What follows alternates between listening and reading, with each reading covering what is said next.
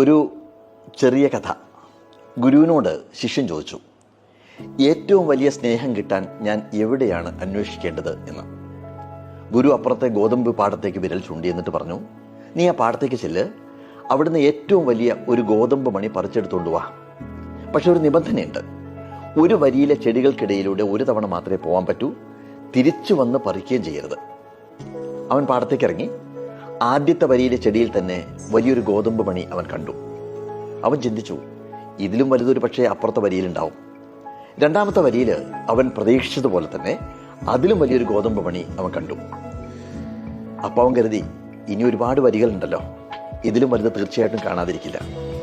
പക്ഷെ പിന്നീട് നിരാശയായിരുന്നു ഫലം. പക്ഷേ തിരിച്ചു നടക്കാൻ അവൻ അനുവാദമില്ലല്ലോ. അവൻ വെറും കൈയോടെ ഗുരുവിൻ്റെ അരികിലെത്തിയപ്പോൾ ഗുരു പറഞ്ഞു, നീ ഇപ്പോൾ നിന്റെ അച്ഛനമ്മമാരിൽ നിന്നും അനുഭവിക്കുന്ന സ്നേഹം അത് തന്നെയാണ് ഏറ്റവും വലുത്.